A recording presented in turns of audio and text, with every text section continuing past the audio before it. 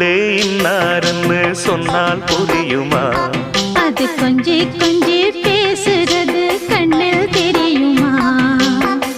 உலகே அழிஞ்சாலும் உன் உருவம் அழியாதே, உயிரே பிரிஞ்சாலும் உறவேதும் பிரியாதே. உண்ணாமல் உறங்காமல் உன்னால் தவிக்கும் பொண்ணு மணியின் நெஞ்சுக்குள்ளே இன்னாருன்னு சொன்னால் புரியுமா? அது கொஞ்சி